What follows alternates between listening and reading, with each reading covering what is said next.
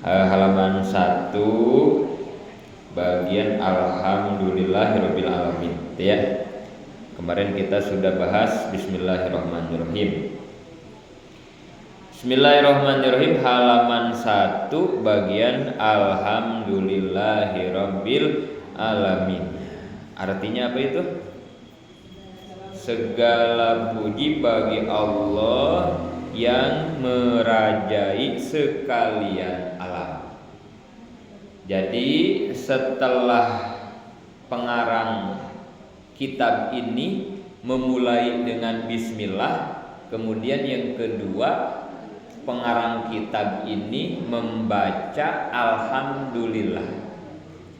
Alhamdulillah itu artinya Allah atau segala puji milik Allah. Kita memuji kepada Allah, berarti gitu ya. Alhamdulillahirabbil alamin. Musonib atau pengarang kitab memuji kepada Allah, itu ya. Dari sini yang kita jadikan pemahaman bahwa yang memiliki pujian itu adalah Allah. Pertama itu ya. Yang memiliki pujian itu adalah Allah. Berarti kita berhak dipuji tidak? Tidak ya. Karena yang berhak dipuji hanya Allah. Gitu ya. Kita tidak ada yang berhak dipuji. Berarti begitu ya. Karena pujian itu milik Allah. Ini juga kenapa pengarang kitab membaca alhamdulillah, menjaga hatinya supaya jangan sampai punya rasa ingin dipuji. Nah itu ya. Jadi supaya menjaga hati supaya tidak ingin dipuji. Makanya segera membaca alhamdulillah, mengembalikan puji hanya kepada Allah. Ya. Penjelasannya langsung ke halaman 2 ya. Itu 1-2-nya kita lewat langsung ke halaman 2. Di situ dijelaskan pujian itu terbagi berapa di situ? 4 ya. Kita ngebahas masalah puji ya. Jadi pujian itu dibagi 4. Ada 4 pujian itu ya. Kita baca bareng-bareng. Qadimun li qadimin, qadimun li hadisin, hadisun li qadimin, hadisun li hadisin. Puji Allah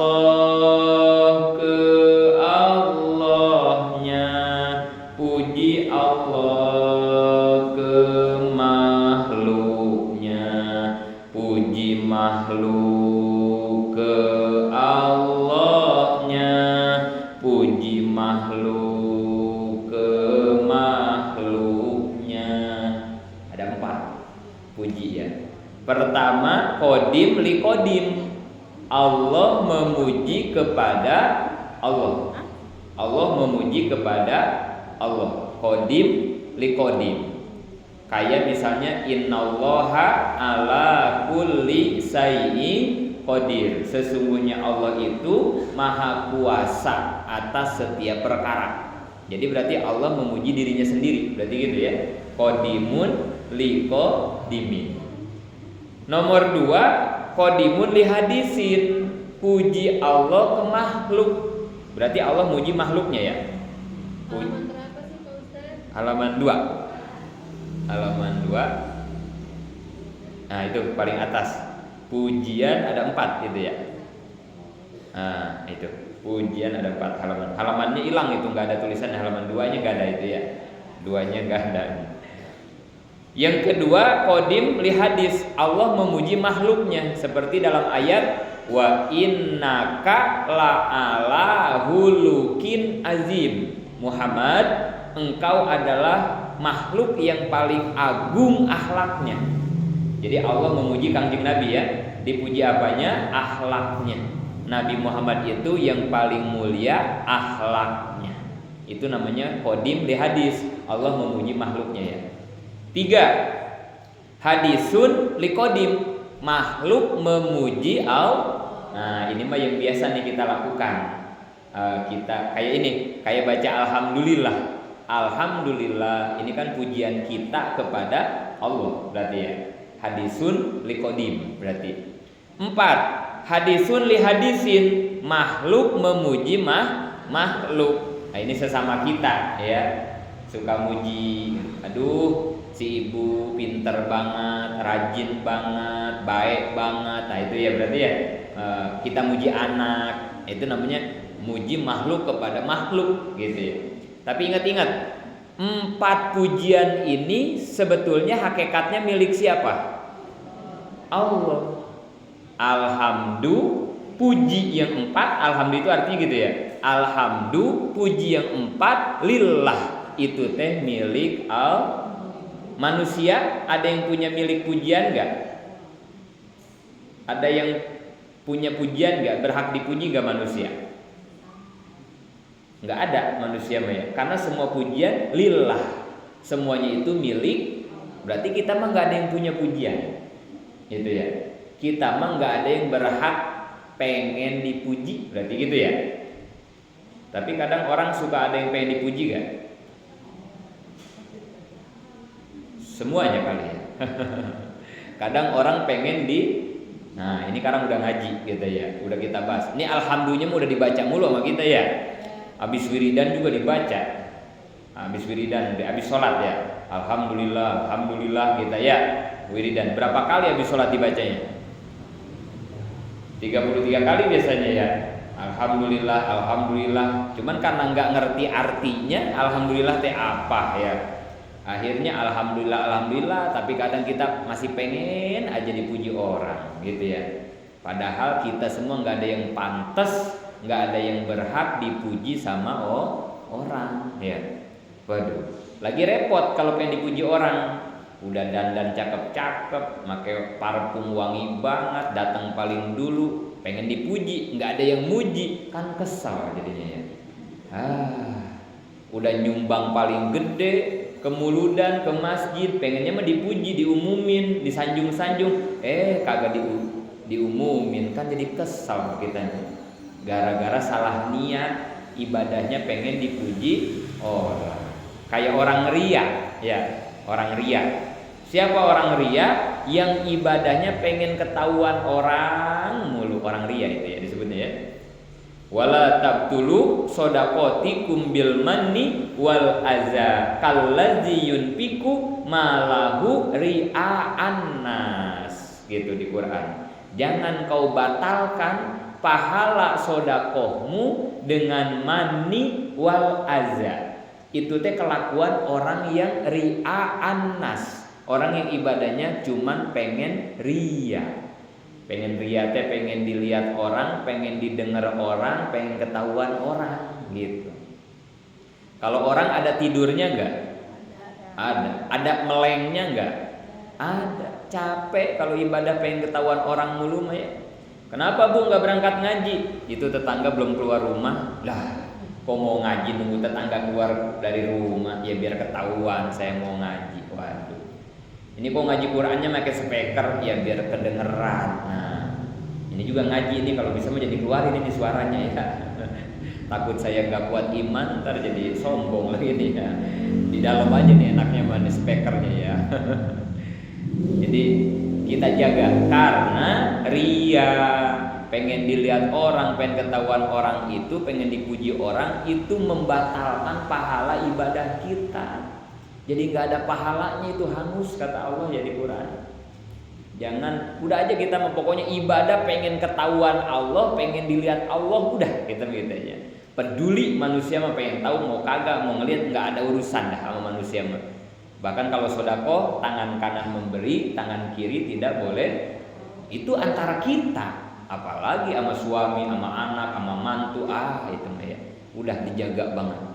Jangan sampai ada yang tahu amal kita, sembunyikan, khawatir ini ya nanti jadi batal pahala. Nauzubillah ya.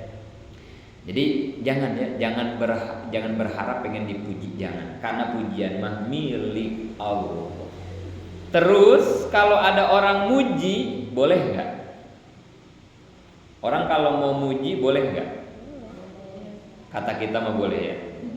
Boleh ya orang muji teh ya.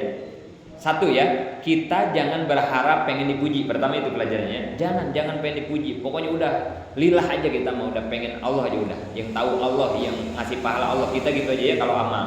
Jangan. Tapi ketika begitu tetap ada yang muji, nah gitu ya. Kita teh udah ikhlas banget, tapi tetap aja orang teh ada yang muji. Gimana itu? Boleh gak sih muji orang? Kata kita mah boleh. Tapi kalau kata ulama-ulama tasawuf, orang yang muji saudaranya itu bagaikan menjalankan pisau tajam di atas leher saudaranya. Kalau orang muji itu ya. Jadi kayak orang ngebunuh, orang muji itu ya. Orang muji saudaranya itu kayak ngebunuh saudaranya sendiri. Jadi ya kalau mau muji juga jangan berlebihan dah gitu ya. Jangan berlebihan dah mujinya gitu ya. Biasa aja. Karena orang yang muji itu kata tasawuf, kata yang mutasawuf ini ya, itu kayak ngebunuh saudaranya. Ini bukan ngebunuh nyawanya, tapi yang dimaksud dibunuh di sini adalah amal pahala dari ibadahnya. Kayak tadi, orang udah ikhlas banget. Ibu-ibu nih ada yang nyumbang ke saya, transfer misalnya kan ya, kan ibu doang mas saya yang tahu ya.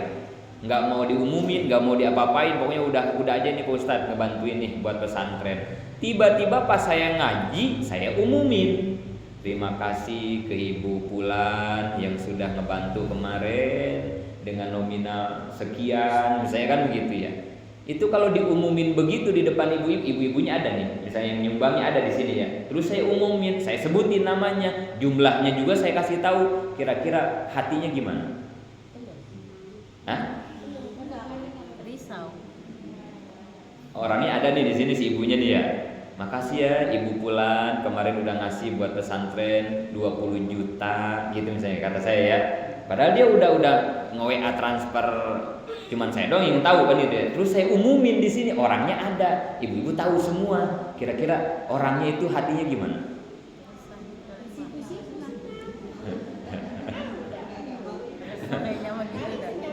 Beda-beda deh ya. Beda-beda ya. Ada yang malu, ada yang tersipu-sipu, ada yang senang, beda-beda ya. Tapi ada nggak yang begini manusiawi? Ini manusiawi. Aduh, wah. Aduh, ada nggak yang gitu kira? Manusiawi ya. Kalau saya nggak umumin, dia kan selamat dari itu kan ya, selamat ya. Tapi karena saya umumin, manusiawi ya. Takutnya ada yang nggak kuat iman sehingga, aduh, yang biasanya tadi duduknya biasa aja, pas udah saya umumin makan. Tuh kan pada lihat semua ke gua tuh kan. Tuh kan di hati kan itu ya. Gua teh nyumbang 10 juta kan, takutnya gitu ya. Nah, itu maka kata ulama tasawuf, janganlah kita muji saudara. Takutnya ya. Kecuali orangnya udah stabil imannya, dia mah dipuji begitu, dicaci begitu. Ah, itu mah udah luar biasa itu mah ya. Makomnya kalau gitu. Tapi model-model kayak kita mah khawatir gitu, maksudnya khawatir ya. Mencek orang Sunda mah bisi bekah hirungna gitunya. Mencek orang Sunda gitu ya. Orang yang dipuji teh sok bekah hirungna, sok ngagedean hirungna kan gitu ya. Bekah, ngagedean.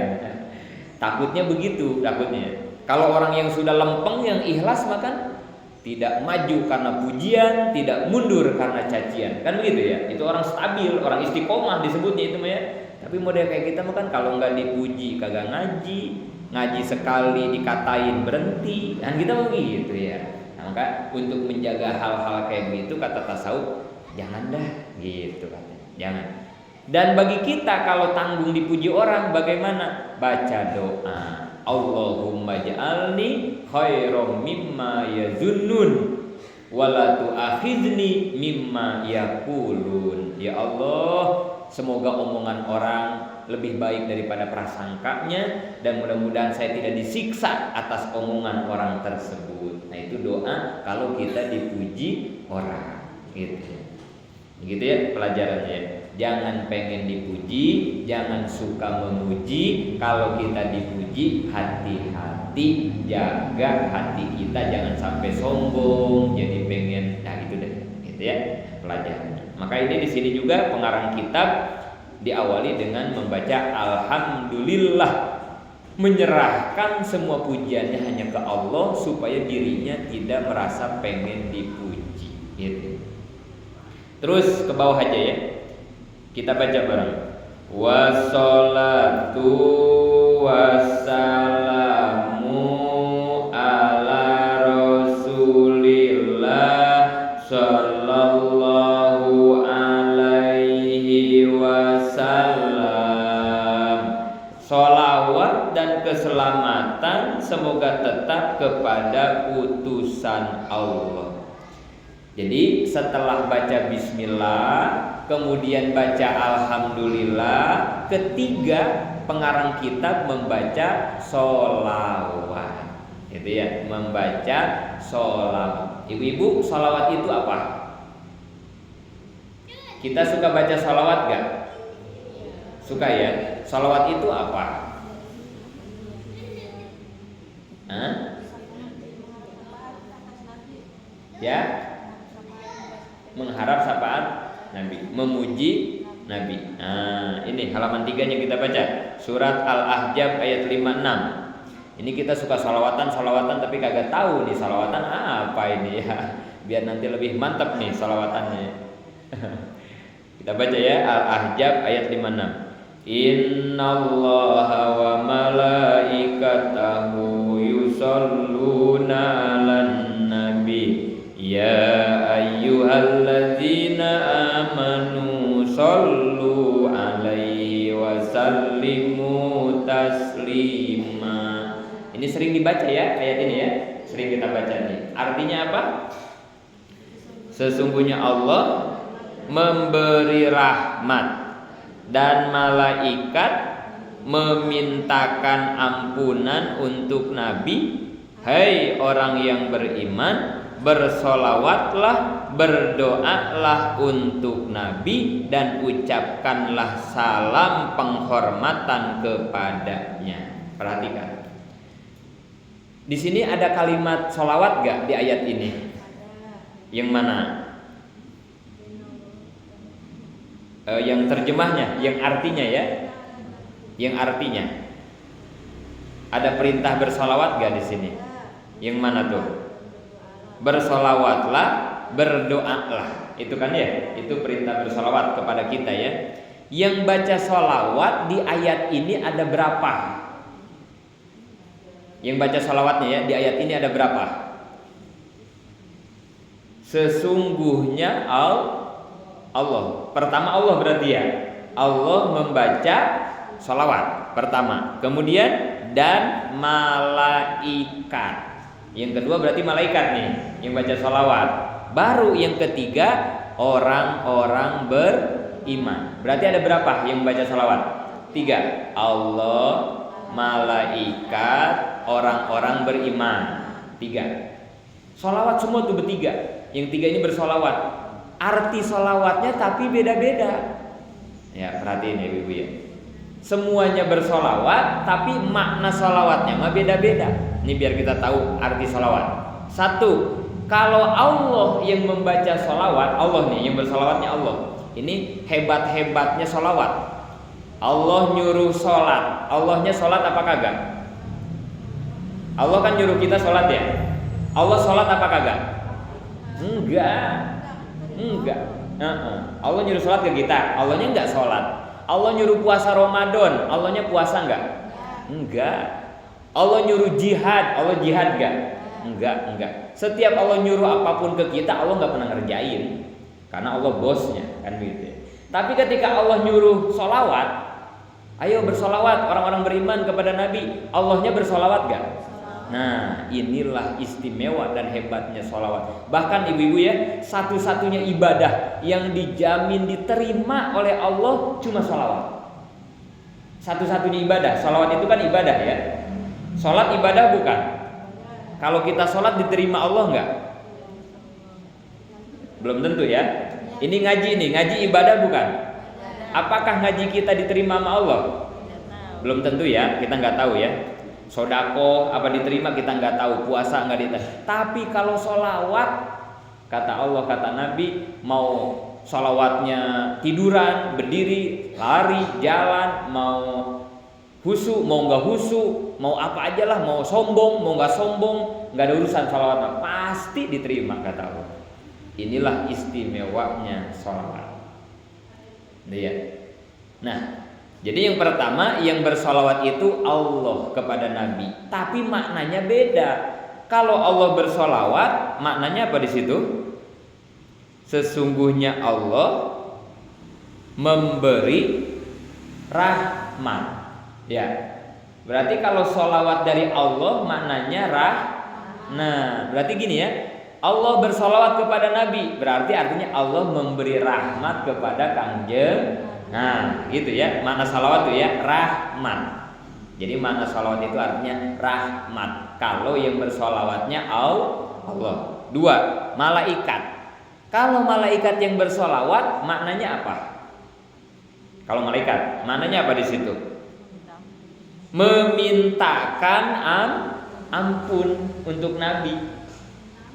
Minta ampun bahasa Arabnya apa? Kita suka minta ampun gak ke Allah? Istighfar bahasa Arabnya ya. Jadi berarti kalau Allah yang bersolawat maknanya rahmat, kalau malaikat yang bersolawat maknanya istighfar. Nah, kalau kita ya baca solawat, berarti maknanya apa? Itu di situ artinya ada bersolawatlah, artinya bersolawatlah, hai orang beriman, bersolawatlah, artinya berarti berdoa. Ya, kalau kita mah sholawat ke Nabi itu artinya berdoa. Nah, gitu ya. Kalau Allah artinya rahmat, kalau malaikat artinya istighfar, kalau kita orang beriman artinya doa. Kita bersolawat ke Nabi itu sama saja kita lagi ngedoain. Nah, kira-kira Nabi butuh didoain gak Nabi? Nabi Muhammad ya, butuh didoain gak? Liyaghfira lakallahumma taqaddama min dzambika wa ma ta'akhkhar. Nabi itu sudah dijamin gak bakal bikin dosa, bahkan dosanya sudah diampuni oleh Allah yang sudah dilakukan atau yang belum. Bayangin, yang belum dilakuin aja udah diampuni nama Allah dosa Nabi Muhammad mah. Saking apanya? Saking Nabi mah maksum. Nabi mah satu-satunya manusia yang gak bakalan bikin dosa. Gak bakalan, Kanjeng Nabi mah dijaga sama Allah, diampuni dosa yang belum aja udah diampuni. Artinya bukan berarti Nabi bakal bikin dosa, bukan. Artinya Nabi mah satu-satunya manusia yang seumur hidup gak pernah bikin dosa, gak pernah maksiat. Kira-kira model kayak begitu perlu didoain apa kagak? Udah gak pernah bikin dosa, hidupnya teh Kanjeng Nabi mah, kira-kira perlu didoain nggak? Doain apa lagi ya? Orang udah sempurna banget Kanjeng Nabi mah. Terus ngapain kita baca sholawat ke Nabi, ngedoain Nabi buat apa? Biar kita nanti dapat syafaat. Nah, kata guru, kayak kita nuang air di gelas, baca sholawat tuh. Ini Nabi nih, airnya penuh nih, penuh, pahalanya udah penuh Nabi mah. Karena nggak pernah bikin dosa ya, jadi udah pahala semua Nabi mah udah penuh kayak gini nih. Kalau kita baca sholawat sama aja kayak kita nuangin air ke gelas penuh air. Kira-kira bakal apa? Luber, tumpah. Tumpahnya kemana? Ke bawah. Iya, ke bawah kan tumpahnya ya. Ke bawah ke sini ya. Nah, yang di bawah itu maksudnya kita, umat-umat Kanjeng Nabi. Artinya ketika kita bersolawat, manfaat solawat itu kembalinya kepada Nabi mah sebetulnya nggak butuh didoain, nggak butuh. Udah cukup Nabi mah, udah dijamin sama Allah. Kalau kita udah dijamin belum? Wah, ya. Suka bikin dosa nggak? Doyan, hobi kita mah ya, hobi kita mah. Kita yang harus didoain mah ya. Nabi mah nggak butuh, tetapi maknanya seperti itu. Jadi kita bersolawat itu sebetulnya manfaatnya mah buat kita. Yang tadi kata si ibu, sebetulnya salah satunya supaya kita mengharap syafaat Kanjeng. Nah, Mudah-mudahan aja dengan sering baca salawat mah nanti kita diaku umatnya dan mendapat syafaatnya. Karena kita mau ngandelin apa lagi di akhirat?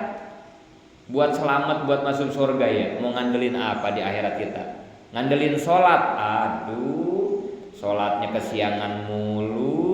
Sekalinya sholat ge ngelamun, udah mah buru-buru, rokaatnya juga lupa mulu, habis sholatnya juga Allahumma lantas jalan.